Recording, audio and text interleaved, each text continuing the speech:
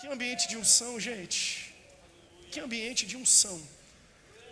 Abra comigo a sua Bíblia em Gênesis capítulo 37.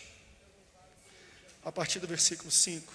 Enquanto você encontra Gênesis 37, versículo 5. Me deixe agora sim na minha oportunidade que eu tenho normal no culto, de enaltecer e louvar a Deus pela vida da esposa que Ele colocou do meu lado, da pastora que serve a vocês. Essa mulher é extraordinária, vocês não fazem ideia. Uma palavra que para mim me toca e eu tenho estudado essa semana e Deus colocou no meu coração. Essa característica da Nayane é da integridade. A palavra integridade nada mais é que você integrar as coisas. Quando existe integração em todos os níveis, ou seja, veja, uma pessoa sem integridade é uma pessoa que fala uma coisa, mas faz outra. Não existe integração entre a fala e a ação. Então, uma pessoa de integridade é uma pessoa que faz o que fala e pensa o que faz. E tudo que ela faz, tudo que ela pensa, e tudo que ela exerce, tudo que ela fala para falar a boca, e todas as intenções do seu coração são as mesmas. Então, quando existe integridade na intenção, na fala, na ação, no pensamento, na voz, nas atitudes, no comportamento, você tem uma pessoa íntegra. Eu digo isso porque eu convivo com a Nayane. A Nayane é aquela que fala o que pensa o que faz. Se é algo benéfico, ela fala. Se é algo que vai te chocar, ela fala. Se é algo que vai contra a tua vontade, ela fala. Se é algo que vai a favor da tua vontade, ela fala. É uma pessoa verdadeira e ela vive a verdade do que ela fala, do que ela pensa e do que ela sente. Meu amor, eu louvo a Deus pela tua integridade. Eu digo isso vivendo com você dentro de casa. O que você faz, aquilo que você vê na internet é a Nayane. Ela não é uma personagem na internet.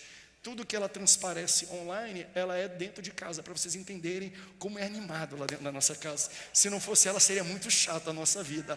Aí Deus manda uma Nayane e um Romeu junto, uma mini Nayane, né? E eu estou orando, porque a Sofia está mostrando todas as características da mãe, né? Naquele 3D que faz da barriga, é igualzinho a mãe na aparência, e eu tenho certeza que vai ser na integridade e também no comportamento. Meu amor, eu te amo, eu louvo a Deus pela tua integridade. Você pode aplaudir ao Senhor pela vida dessa mulher extraordinária? Te amo. Quem encontrou Gênesis capítulo 37, versículo 5, beija na tua Bíblia, no seu aplicativo, comigo também se você assiste online no telão, olha o que diz o texto. Certa vez, José teve um sonho e quando contou aos seus irmãos, eles passaram a odiá-lo ainda mais. Já odiavam antes, tá? O sonho só fez agravar o ódio. Aí ele fala assim: ouçam o sonho que eu tive, disse-lhes, estávamos amarrando os feixes de trigo no campo, quando o meu feixe se levantou e ficou de pé, e os seus feixes se ajuntaram ao redor do meu, e eles se curvaram diante dele.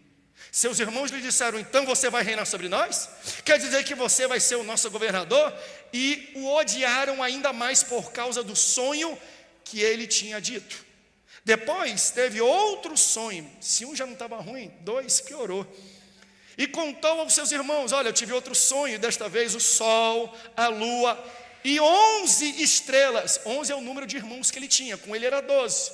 11 estrelas estavam rodeando e se curvaram diante de mim. Quando contou ao pai e aos irmãos, o pai lhe repreendeu e disse: iremos nós nos curvar ao chão diante de ti? Que sonho foi esse que você teve? Será que eu e sua mãe e seus irmãos vamos nos curvar diante de você? Assim, seus irmãos tiveram ciúmes dele. O pai, no entanto, refletia naquilo. Isso aqui é o início de um sonho que Deus dá para alguém. Deixa eu já dar o final da história para você, um spoiler. Posso falar para você como é que termina essa história? Você não vai ficar com raiva de mim? Vai ser que nem quando eu vi pela primeira vez no cinema A Paixão de Cristo. Todo mundo saía chorando. E eu lembro que eu estava lá em Belém ainda, quando eu estava chorando, uma fila gigante para entrar. E aí como é que é o filme? Eu falei: olha, o filme é maravilhoso, mas no final ele morre. Aí o cara ficou com raiva de mim, porque eu falei o final do filme da vida de Jesus. Não conta pra gente não. Eu falei, não te preocupa que ele ressuscita, tá de boa. Isso aqui é o início do sonho que Deus dá para alguém. Os irmãos ficaram com raiva. O pai teve um receio e guardou para si. Agora vai comigo em Gênesis capítulo 45, versículo 3 a 9. Isso aqui é o desfecho do sonho que foi iniciado em Gênesis capítulo 37. Diz assim, Gênesis 45, versículo 3. Então disse José aos seus irmãos: eu sou José, meu pai ainda está vivo. Mas os seus irmãos ficaram tão pasmados diante dele que nem conseguiram responder-lhe. Chegue mais perto, disse José aos seus irmãos. Quando eles se aproximaram, disse-lhes: eu sou José, o seu irmão, aquele que vocês venderam ao Egito. Agora não se aflijam, nem se recriminem por terem me vendido para cá, pois foi para salvar vidas que Deus me enviou adiante de vocês. Já houve 2 anos de fome na terra, e nos próximos 5 anos não haverá cultivo nem colheita. Mas Deus me enviou à frente de vocês para lhes preservar um remanescente na terra, para salvar-lhes a vida com grande livramento. Assim, não foram vocês que me mandaram para cá, mas sim o próprio Deus. Ele me tornou ministro do faraó e me fez administrador de todo o palácio e de todo o governo de todo o Egito, e governador de todo o Egito. Voltem depressa e digam ao meu pai: assim diz o seu filho José, Deus me fez senhor de todo o Egito. Vem para cá e não te demores. Se você ama a palavra de Deus, diga: eu amo a Bíblia. Só para eu integrar o que nós pregamos na última ministração, e sendo essa a última mensagem em cima do tema guerra, e na próxima terça a gente fecha o ciclo nas terças-feiras. A última ministração eu falei sobre uma arma chamada silêncio. Porque às vezes, para você vencer grandes guerras na sua vida, você não tem que falar, nem agir, nem guerrear. Você tem que ficar parado em silêncio. Foi aquilo que Moisés disse ao seu povo através de uma instrução de Deus. Ele falou assim: oi, parai e vede o livramento que Deus dará. Deus pelejará por vocês. Não vai requerer que vocês peguem armas, não vai requerer nenhum tipo de empenho, não vai requerer nenhum tipo de golpe de vocês. Deus nos trouxe aqui, e se Deus nos trouxe aqui, a guerra é dele. Se a guerra é dele, fique calado, para e vê. Deus vai entrar em ação. Ponto. Aconteceu também em Jericó, quando ele falou assim: dá a volta. Claro que no último dia eles deram um grito, mas deram um momento de grito. Só que antes de um momento de grito, foram 7 dias rodeando uma muralha com a boca fechada. Será que nós estamos dispostos a andar ao redor do nosso problema com a nossa boca fechada? Porque o que derruba a muralha não é só grito, são 7 dias da gente rodeando com a nossa boca fechada. Porque existem algumas guerras que a gente vence no silêncio. Sabe por quê? Porque às vezes o que a gente fala é que causa guerra. É quando a gente abre a boca. A gente está vendo aqui um dos exemplos de um menino que Deus deu um sonho maravilhoso, mas o que trouxe o ciúme e a raiva ainda maior, o ódio maior dos seus irmãos, foi o que saiu da boca dele, porque ele não controlou aquilo que ele viu e aquilo que Deus deu. E quando ele voltou e externalizou através da fala, os seus irmãos lhe odiaram ainda mais. E eu entendo, quando eu vejo a vida de José, ele não falou por mal, ele não deu indireta, ele não quis machucar com palavras os seus irmãos. Eu acho que ele foi até ingênuo, ele foi até imaturo. Sabendo da condição do atrito que existia, você tem que entender quando você deve falar e quando você deve ficar calado. Mas sabia que mesmo quando nós erramos, Deus usa, por alguma razão, o nosso erro para que a vontade dele seja manifesta. Ou seja, Deus usou a ingenuidade, a imaturidade de José para que o projeto de Deus fosse cumprido na vida dele. E eu vou explicar para você em exemplos reais. O meu pai, quando assumiu a igreja lá no Amazonas, ele tinha 29 anos de idade. Eu estou com 39.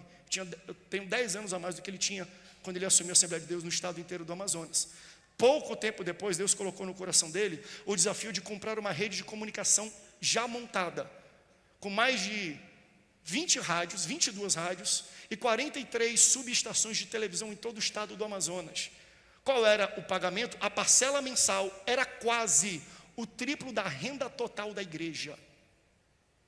Se você faz matemática de primário, você sabe que essa não é uma guerra que você deve entrar.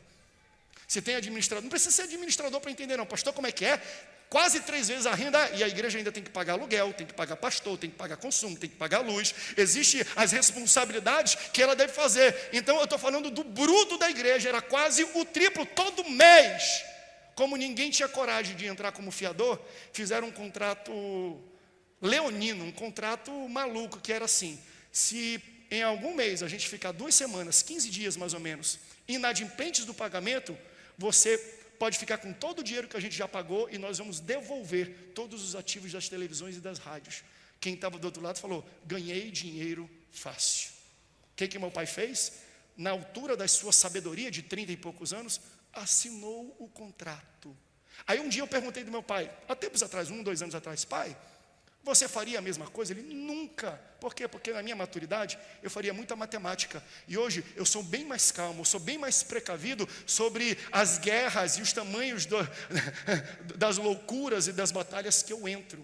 Ou seja, Deus, e Ele falou para mim, e eu levo para mim esse ensinamento para o resto da minha vida. Ele falou assim: meu filho, Deus usou a inconsequência da minha juventude para fazer algo que nenhum pastor maduro faria e não teria coragem de fazer. Porque quando Deus quer fazer uma coisa maluca, Ele procura alguém que é maluco. Quando a gente já está com 60 e poucos anos, a gente já não é tão maluco assim. Então entende que às vezes até o que a gente chama de falha da juventude, ingenuidade, imaturidade, inconsequência, Deus fala: eu preciso usar isso, porque eu não encontro em pessoas maduras a verdade, a coragem para fazer aquilo que eu quero fazer na tua vida. Então quando eu vejo José aqui, não é que é um erro dele. Deus usou a ingenuidade desse camarada para trazer livramento, não apenas para ele, mas para todo o mundo conhecido daquela época. Você está entendendo o que eu estou falando sobre a sua vida? Às vezes o que você chama de falha, Deus chama de oportunidade, porque até as falhas, aparentes falhas da sua vida, Deus vai usar para que o propósito dele seja cumprido aqui na terra. O culto da tarde já estava dando glória a Deus, aleluia, falando em língua estranha já. Eu vou causar uma ciumeira aqui entre vocês. Então, Deus tinha um propósito por trás de todas as coisas. Tanto que no final, Ele tem a maturidade para falar: olha, não estou com raiva de vocês não. É que agora eu entendo que tudo aquilo aconteceu porque era um projeto de Deus. Eu precisava estar aqui. Porque se eu não estivesse aqui, não apenas eu, mas vocês, todos nós morreríamos de fome. Então não foram vocês que me jogaram dentro de uma cisterna, de um poço. Foi Deus que provocou situações para me trazer aqui. Porque até as falhas que a gente comete na vida, Deus usa essas falhas para que a vontade e o propósito dele seja cumprido na nossa vida. É por isso que Jeremias 29:11 fala: eu bem sei os pensamentos que eu tenho acerca de vocês, e são pensamentos de bem e não de mal, para dar para vocês o fim, o final, o propósito que vocês desejam. Só que o fim às vezes não combina com o meio. Talvez vocês estejam reclamando do meio, mas quando vocês chegarem no fim, vocês vão perceber que todas as coisas contribuíram para que vocês chegassem nesse local, porque Deus trabalha assim. Deus usa coisas incertas no meio para trazer a vontade dele no final. Por isso que eu tenho a célebre frase, eu sempre falo aqui: a vida é para ser vivida olhando para frente, mas só vai ser entendida olhando para trás. Está no meio do turbilhão, você não vai entender, só viva. Mas quando você passar, Deus vai fazer você olhar para trás e você vai falar: eu entendi porque teve aquela rejeição, eu entendi porque eu passei por aquele problema, eu entendi porque eu passei por aquele trauma, porque usando aquilo, Deus me trouxe ao local onde Ele precisaria que eu estivesse, e através de mim, não apenas a minha geração, a minha família, mas todos aqueles que convivem comigo terão livramento. Então, existem propósitos por trás das guerras que eu e você estamos vivendo. E isso se inicia com um rapaz que fala demais. José aparece na Bíblia pela primeira vez no capítulo 37. E nós lemos aqui. No versículo 2 fala assim: era José com 17 anos e apacentava ovelhas. Fala a sua idade e a sua função. E já em diante fala que ele era o favorito do seu pai. Tanto que o pai colocou e deu de presente para ele uma capa, uma túnica, uma roupa colorida que chamava atenção, que destoava ele dos seus irmãos. É como se chegasse agora no Natal e eu desse para todos os meus filhos uma meia. Não dê para o seu pai ou para o seu avô uma meia, em nome de Jesus.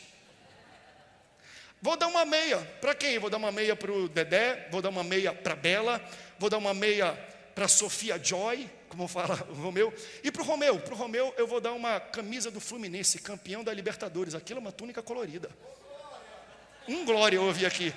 É uma grande torcida, deu para perceber, né?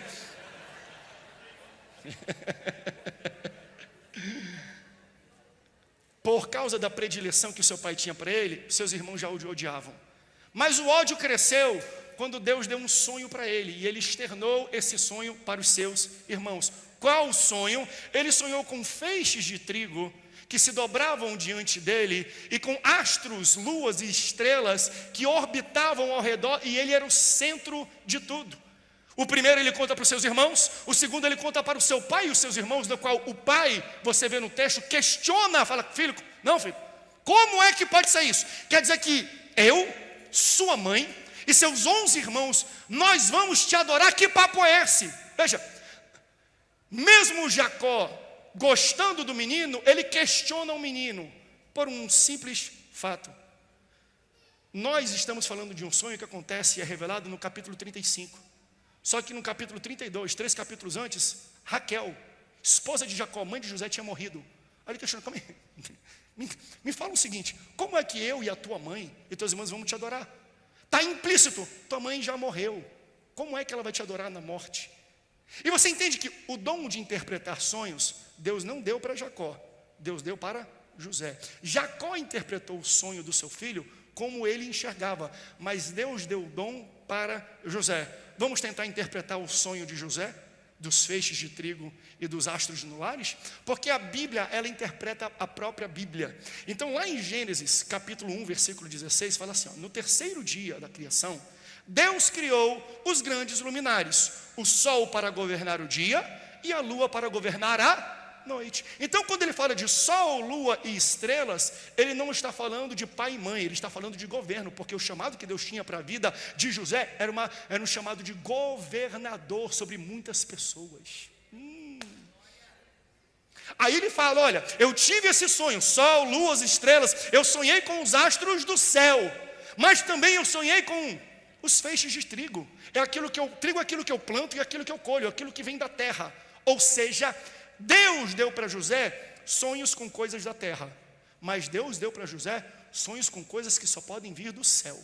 O que eu quero pregar para você, é bom ter sonho na terra, glória a Deus, aleluia, mas sabe o que mais me preocupa às vezes, quando eu sento com muitas pessoas, é que você vê pessoas que estão no ministério, pessoas que têm famílias maravilhosas, que tudo que eles pedem, tudo que eles sonham, tudo que eles desejam, são em coisas aqui na terra. Deus te dá sonho na terra, amém, mas Deus tem sonhos sobre coisas do céu para você também. Então, fique feliz quando você quer uma casa nova, mas melhor do que uma casa nova, é um lar salvo aqui dentro da igreja. Deus pode te dar um grande carro? Pode. Deus pode te dar uma grande roupa? Pode. Deus pode te dar riquezas aqui na terra, sim, mas melhor do que riqueza na terra é tesouro no céu. O que eu estou falando para você, não é errado eu sonhar com coisas na terra, mas também sonhe e peça e deseje coisas do céu, porque Deus tem bênção na terra e Deus tem bênção para você no céu. E eu quero profetizar, se você orar e pedir ainda este ano, pessoas na igreja receberão, e Deus vai colocar na sua mão sonhos que só podem vir do céu. Deseje as coisas do céu, deseje cura, deseje paz no Oriente Médio, deseje salvação de São José dos Campos. Vamos começar a pedir coisas da terra, mas junto, deseje, porque Deus quer te dar, e Deus tem para cada um de nós sonhos na terra, mas não podemos esquecer dos sonhos que vêm do céu. Aí ele falou isso para os irmãos, e o odiaram ainda mais. Quando estavam nos campos de Dotã, ele falou, vamos armar. Um falou, vamos matar. Ele falou, não, isso é muito pesado. Vamos fazer o seguinte, vamos dar por morto, vamos vender ele como escravo, vamos jogar eles numa cisterna, já está tudo certinho.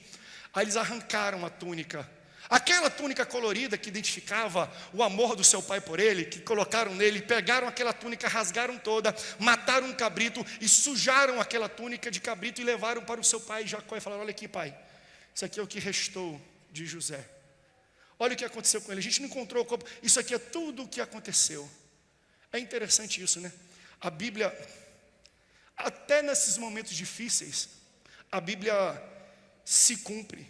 Gálatas 6, 7, tudo aquilo que um homem planta, certamente ele colhe. Lá atrás Jacó fez o mesmo, ele matou um cabrito, pegou a túnica do seu irmão e se passa por ele. E mostra, olha o que aconteceu. Então, os seus filhos estão fazendo com ele tudo aquilo que ele fez com o seu pai. Quando traz aquela túnica, ele fala, uma besta fera matou o meu filho. Vou enterrá-lo com lágrimas. Só que ao mesmo tempo que o pai chorava a morte de um filho que não tinha morrido, a mão de Deus, que estava com ele na cisterna, que estava com ele na cadeia, que estava com ele no palácio, que estava com ele no campo, a mão de Deus usa os midianitas para pegar ele, tomar ele como escravo e levá-lo até a casa de Potifar, chefe da guarda de Faraó. Quando chega na casa de Potifar, José é um cara virado. Eu gostaria que a Bíblia me descrevesse como foi descrito José aqui, porque falava assim, e José era próspero na casa, e ele prosperava no campo. E onde ele pisava, prosperava. E onde ele colocava a mão, prosperava. Independente do local, ele prosperava, porque prosperidade não está ligado à geografia, está ligado à presença. Então, onde a presença dele estava, a presença de Deus e a mão de Deus estava. E onde ele estava, aquilo se prosperava. Eu estou falando para pessoas que falam, pastor, me mudaram de horário, colocaram meu turno, um turno errado, lá tem pouca venda, eu não vou bater a meta de fim de ano, meu filho. Não é horário, não é geografia, não é local, é o Deus que você serve. Aquele é o pior horário, vai se tornar o melhor horário. Aquele horário não vende, você vai vender lá. Por quê? Porque é o Deus que está com você. Você vai ser próspero no campo, na casa, no shopping, na escola, no colégio, na casa, no ônibus, andando a pé. Deus vai te prosperar onde você estiver. Ele prospera onde ele está. E além de ser um rapaz virado, era um rapaz bonito. A Bíblia deixa claro isso. Não só a Bíblia, mas as investidas da mulher de Potifar. Ela botou para cima do garoto. E não foi uma única vez não, tá? O texto fala, continuamente, todo dia. Durante quanto tempo, pastor? Pelo menos 10 anos.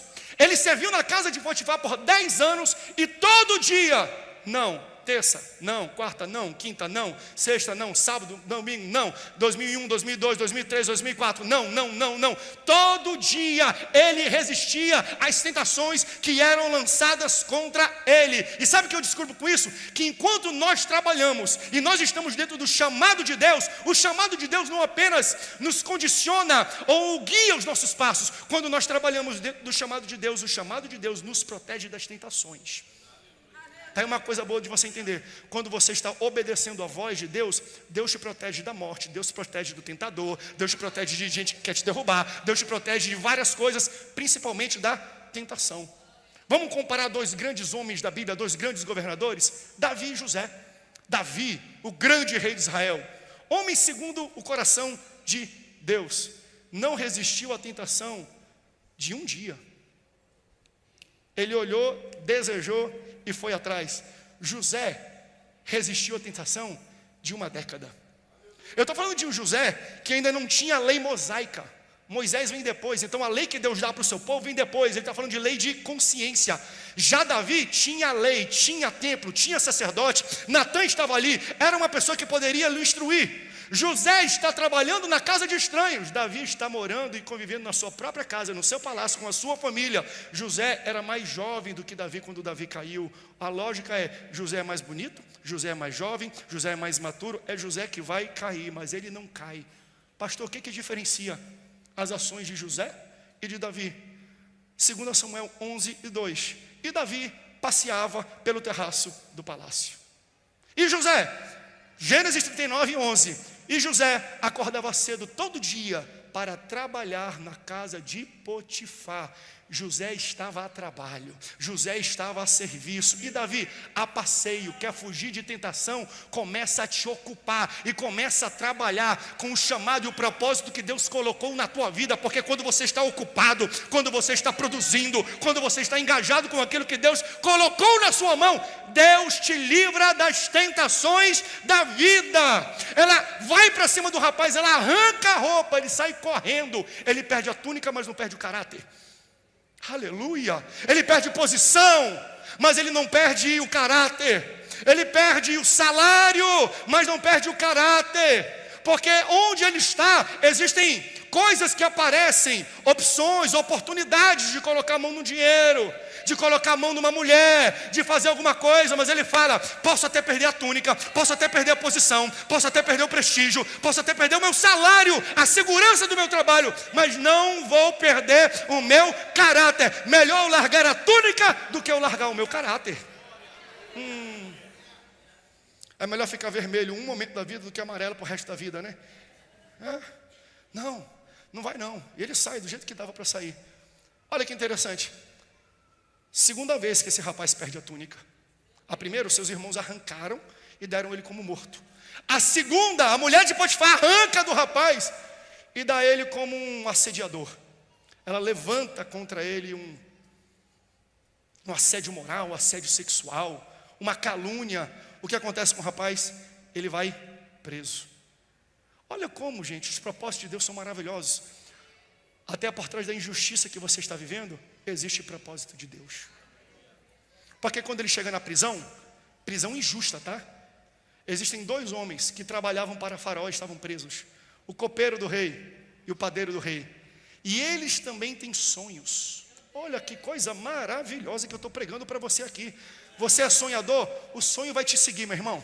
Tu é pregador, a pregação vai te seguir. Não, pastor, eu não quero mais nada com o ministério. Eu não quero porque fui caluniado, eu fui machucado, eu fui preso, não dá certo. Meu irmão, Deus te chamou para pregar? Pode ter certeza, bons pregadores, boas palavras vão te acompanhar, vão te deixar dormir. Se você está aqui essa noite e você tem um chamado que você abandonou, até na prisão, quem tem sonho sempre será acompanhado de outros sonhos, porque eles 2 sonham, e Deus dá a revelação do sonho para José. Pastor, não quero nada com a igreja. Eu era pregador. Deus vai botar uma palavra de fogo e na hora tu vai saber que ele vai ter que falar. Prega para ele, fala isso para ele, porque eu vou usar a tua palavra. Uma vez pregador, Deus não vai tirar a pregação da tua boca não, rapaz. Deus te deu esse dom, começa a usar o dom que Deus te deu, independente de onde você estiver. Ele usou na prisão. Aí tem sonhos. Aí José falou para teu padeiro, daqui a 3 dias, já foi. Agora você não, copeiro. Daqui a 3 dias, o seu trabalho vai ser restabelecido. E quando for restabelecido, você vai estar com o faraó.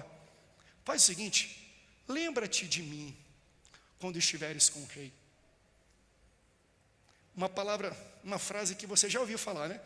Em outra passagem da Bíblia, não parece? Parece a frase que o ladrão da cruz falou para Jesus. Jesus estava no meio, olhou para o lado e falou assim: Senhor, lembra-te de mim quando entrares no teu reino. Ele falou para o copeiro: lembra-te de mim quando estiveres com o rei. Quanto tempo demorou isso? 2 anos. O cara esqueceu de José. Foi necessário 2 anos se passarem para o copeiro lembrar de José. E Jesus não precisa de 2 anos para lembrar de você não. Ainda hoje tu estarás comigo no paraíso. Eu estou pregando para pessoas aqui: você não precisa de resposta de homem. Sabe qual é o problema da nossa frustração? É que a gente está dependendo da resposta de um homem. Se você depender da resposta do teu Deus, o teu Deus não atrasa. Não vai demorar 2 anos. Quem sabe hoje, nessa noite, Deus já vai dar uma sentença sobre a tua vida. O grande problema é que a gente está esperando a resposta das pessoas erradas. Ainda hoje estarás comigo. Deus não precisa de 2 anos. Nessa noite, Deus tem resposta para alguém aqui. Aí, olha que bonito. O copeiro vai, mas esquece de José. Aí o que Deus faz? Deus dá sonho para Faraó. José só está naquela prisão por causa do sonho. Se o sonho de José leva ele para a prisão, é o sonho de José que vai tirar ele. Se sonhos, projetos e visão de Deus te levam para um local ruim, é o projeto e a visão que Deus te deu que vai te levar para um lugar bom. Fica tranquilo, eu já preguei sobre visão nessa igreja. Quando a visão é nova, você tem que proteger a visão, mas lá no futuro é a visão que vai proteger você. Enquanto Noé tinha a visão de uma arca e de uma chuva, ele construiu e todo mundo humilhava ele, mas depois que estava pronto e caiu o primeiro pingo, todo mundo que falava mal queria entrar dentro do sonho de Noé. Foi o sonho de Noé, foi a visão que Deus deu para Noé que manteve ele vivo. Você pode até estar na prisão, mas se Deus te deu um chamado e um sonho, continue trabalhando, seja obediente e tenha caráter, seja honesta com aquilo que Deus te deu. É esse sonho que vai te tirar dessa situação.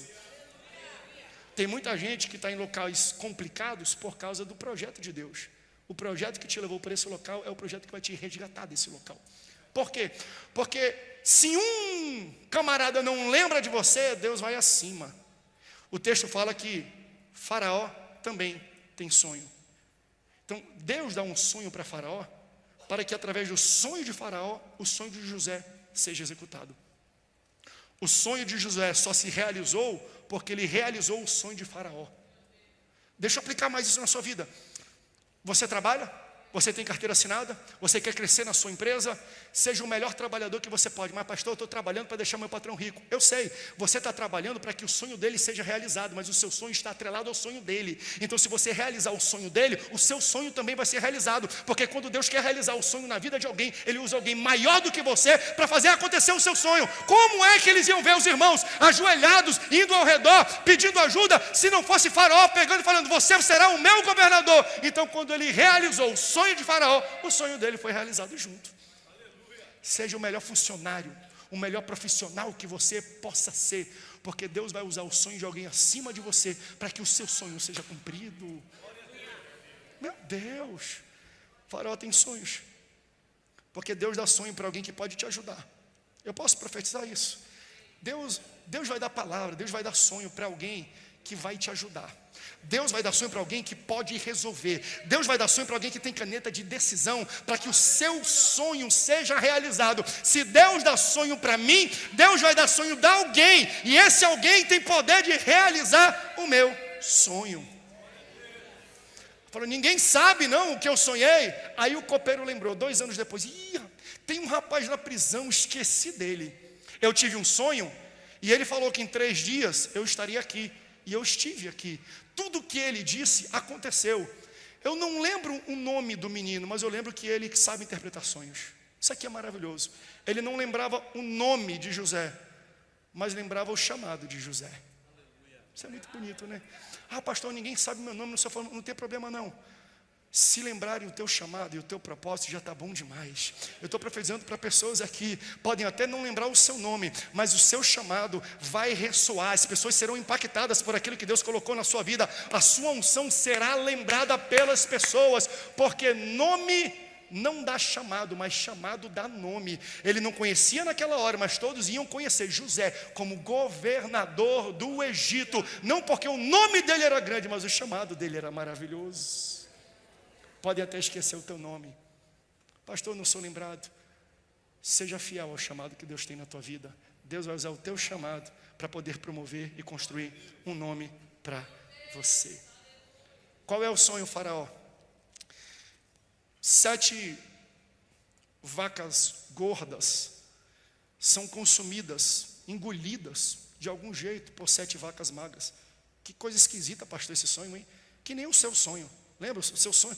Nosso sonho é tudo igual, a gente tenta se mover e não consegue correr. O que é aquilo, né? A gente está preso, a gente quer, ou às vezes quando a gente não está preso, a gente dá um pulo e a gente começa a voar. Quem já sonhou assim? Sonho é maluco, é isso aí mesmo.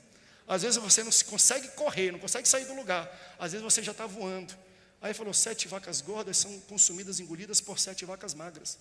7 espigas vistosas, gordas, bonitas, esbeltas, são consumidas por 7 espigas magras. O que é isso? Aí ele fala, simples, 7 anos de abundância e de grande colheita, sucedida por 7 anos de seca e escassez. Ele interpreta, mas ele não para na interpretação. Ele fala assim, faz o seguinte, Faraó, construa a cidade celeiro, bota armazém para tudo que é lado.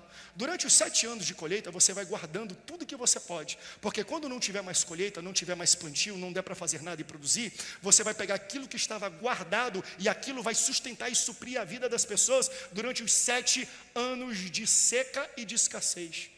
Deixa eu falar uma coisa para você. José foi chamado da prisão para interpretar sonho. Só que ele vai além. Ele dá uma sugestão. Ele não revela só o sonho, ele entrega uma solução.